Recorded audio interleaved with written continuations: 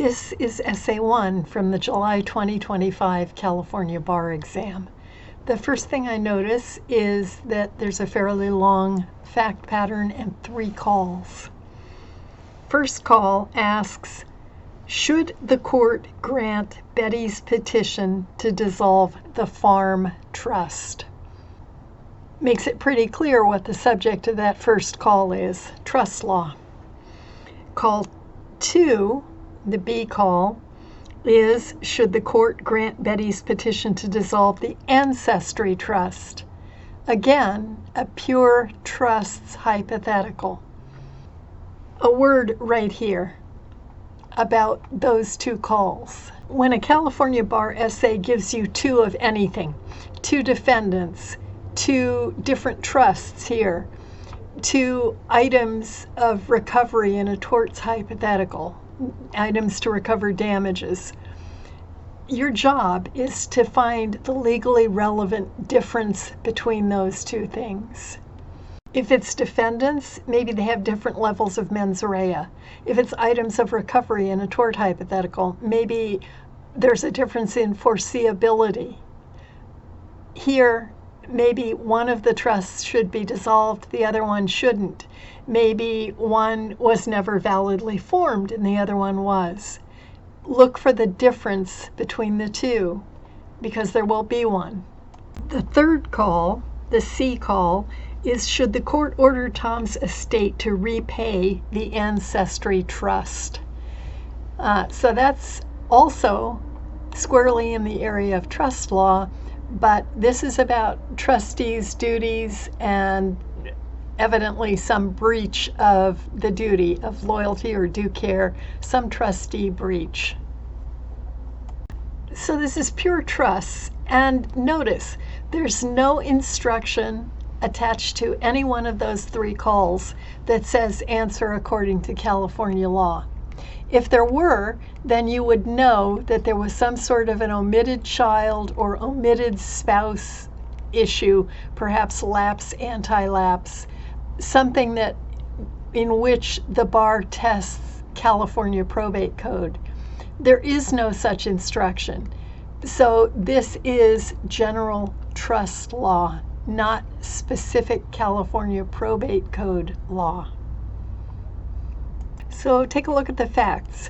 First paragraph tells us that in 2020, Grandma died, leaving a valid will. The will created 2 trusts, the farm trust and the ancestry trust, and divided her residuary estate equally between them.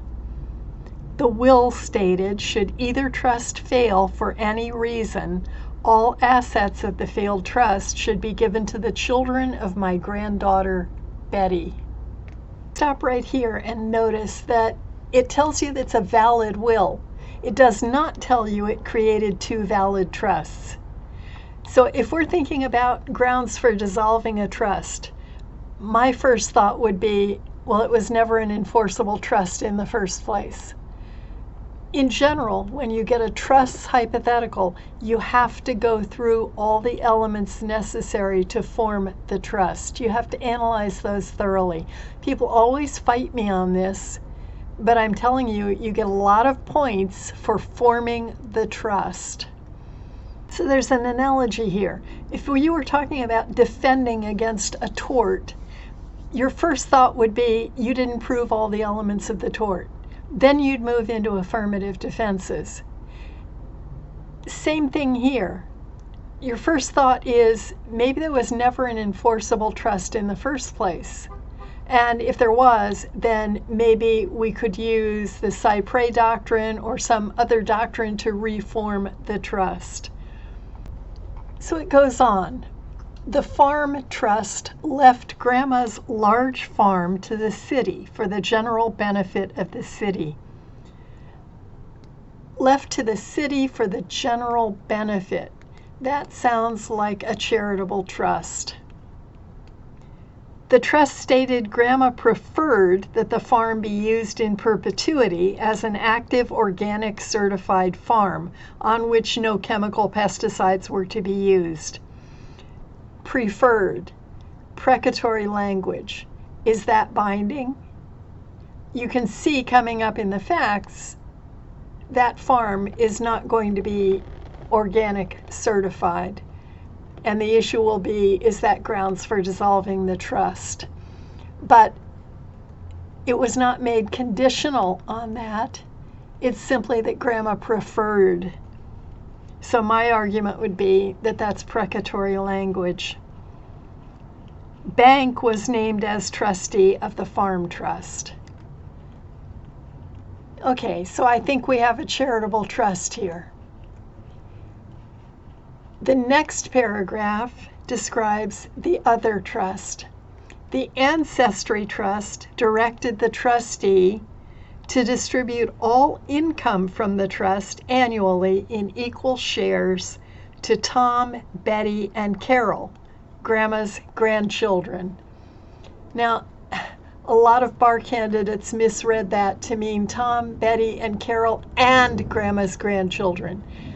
The way this is drafted, Tom, Betty, and Carol are Grandma's grandchildren. So this is not a class gift. It's a gift to her 3 grandchildren, the income. Tom was named as trustee of the Ancestry Trust. Well, so Tom is the trustee, and he is also a life income beneficiary, which gives you a good conflict of interest to discuss in that C call. Let's stop here and take a look at the law, the basic law in trusts that we're going to need. So I'm going to go to Proponics, where we store our organization of the law, and open trusts. Right away I see that we have 6 main categories in trusts: creation, types, supervision, trust doctrine, modification, termination, and distribution. I think that we need all of those topics to answer this essay hypothetical. So let's start with creation. 5 elements: intent, purpose, raise, a trustee, and ascertainable beneficiaries. I'm going to want to analyze all 5 elements for each of those 2 trusts. And they're going to be quite different, particularly in the area of ascertainable beneficiaries, because I believe the first trust is a charitable trust. The general rule about ascertainable beneficiaries is that there must be an ascertainable beneficiary at the time the interest matures. The exception is charitable trusts, where the rule is contra, and the rule against perpetuities does not apply to a charitable trust. Okay? That's creation. Types of trust. You always want to tell the bar grader what type of trust is formed here. Testamentary versus inter vivos. These are testamentary trusts. So we look at further detail.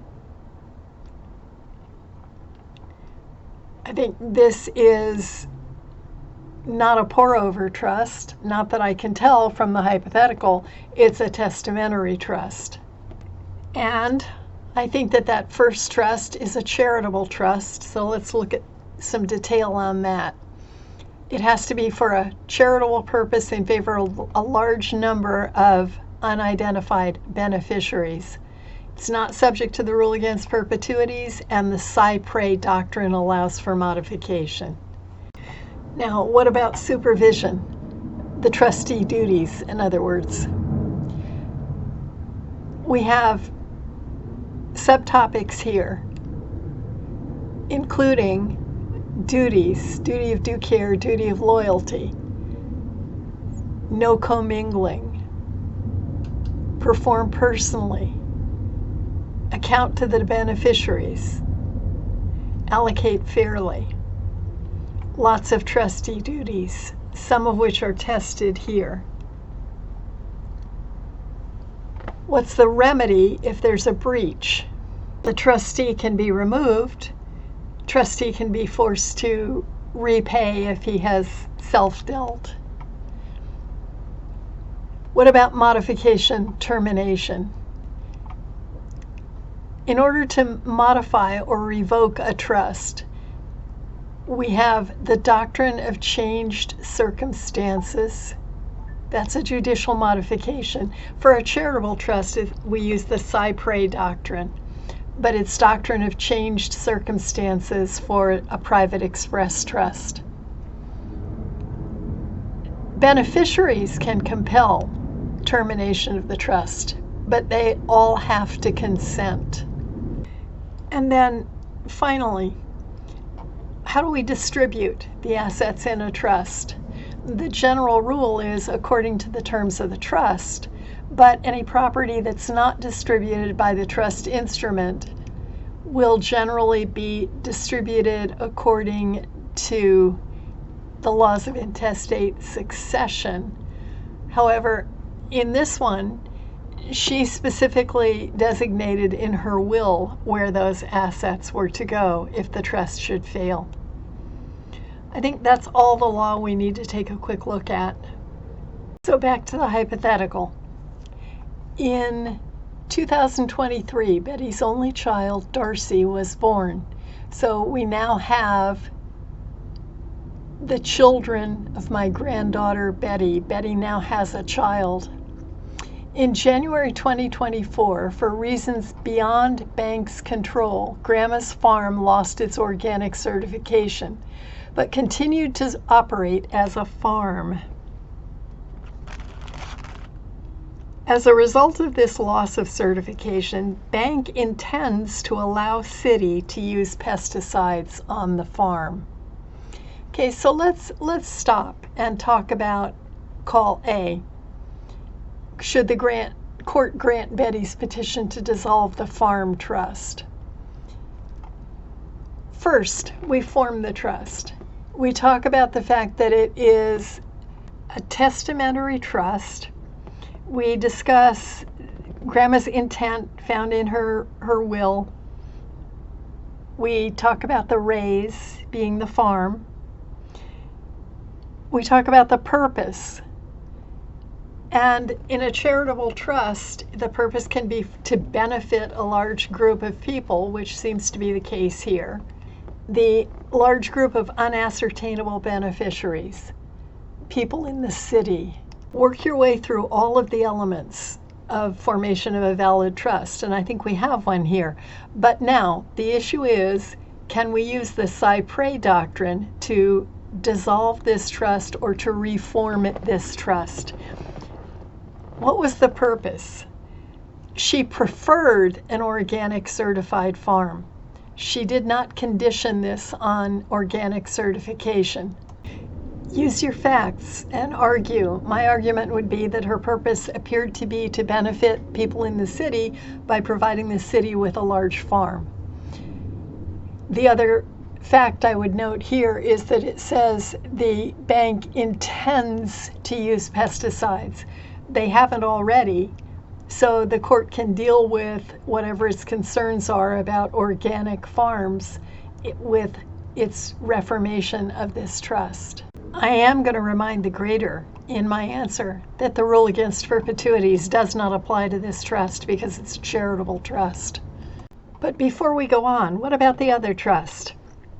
The ancestry trust. Again, form the trust.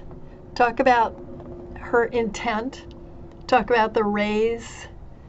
Talk about the purpose. The purpose is to supply an income for her 3 grandchildren. And beneficiaries. Here is where I have a problem with this hypothetical. And you'll notice that neither of the selected answers went there. They didn't discuss it. I would have felt like I needed to on the bar exam. What she set up was a trust that directed the trustee to distribute all the income to 3 specific individuals, but it did not give the trustee any instructions or guidance about the principal. There's no principal beneficiary named here, and that is a problem. Is a trust enforceable if it does not name a principal beneficiary? Jurisdictions are split about that. Some courts will honor the trust anyway. Other courts will rule that the trust was never enforceable in the first place. I would have needed to discuss that. And probably in the alternative, if the court decided it was not enforceable in the first place, then the terms of the will would control, and that would go to the children of granddaughter Betty. If the court decided it was enforceable, then we come out with a different story. And what happens next in our hypothetical? In March 2024, Tom unexpectedly incurred a large debt for medical expenses. As trustee, Tom wrote a check from the assets of the Ancestry Trust to pay off the debt. Tom planned to repay the trust but was unable to before he died a few months later. A successor trustee was not named. And here we come up to the rule that a trust will not fail for lack of a trustee. The court will simply appoint one. So what's going on in this paragraph?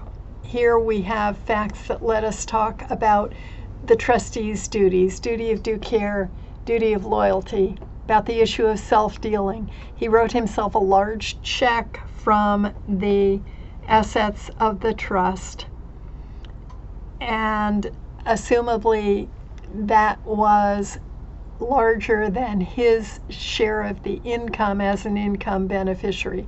So he dipped into essentially the principal of the trust, and that would be a breach.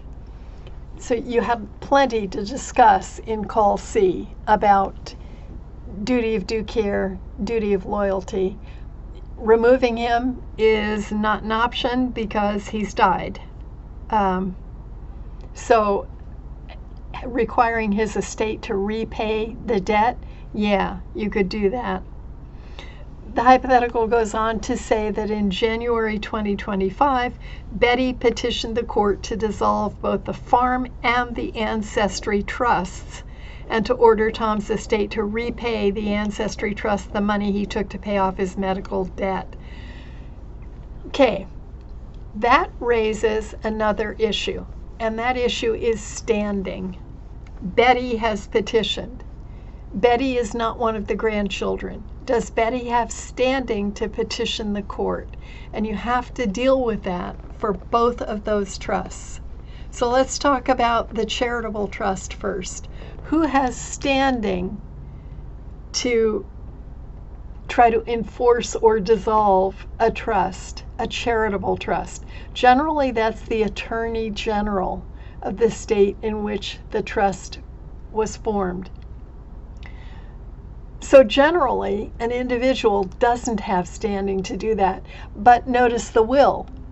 The assets of the trust, of a failed trust, go to Betty's children.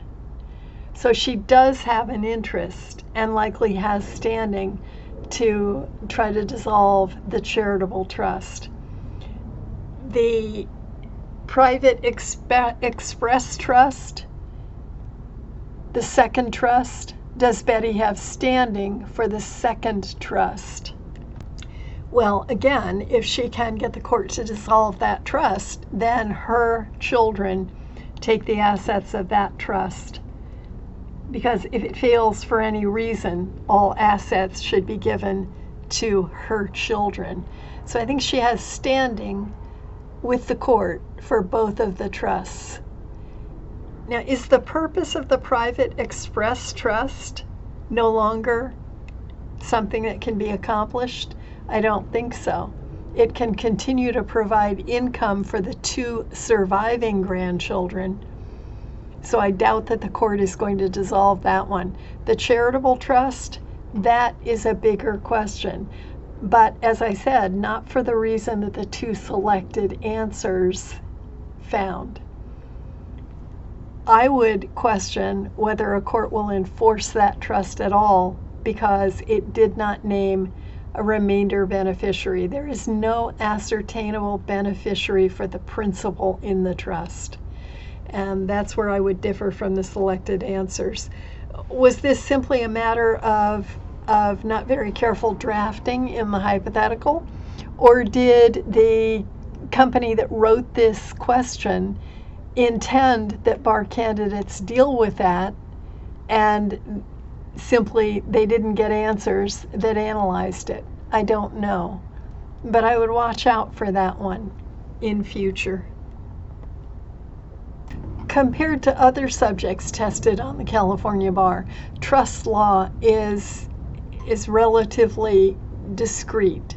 There are not that many issues.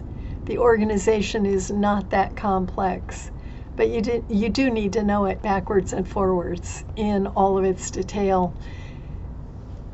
If you are having difficulty with this or any other subject, remember that we have a Patreon channel in which we have posted longer lectures on every subject tested on the California bar.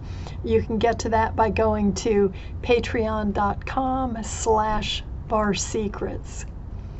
And finally, as I record this, the bar has just published its selected answers, and the calendar is so short toward the February 2026 bar that our courses, the courses in which we administer simulated bar exam days, actually begin next week. Our orientation is on December 22nd. So for those of you joining us there, welcome. We will see you on Monday for our orientation.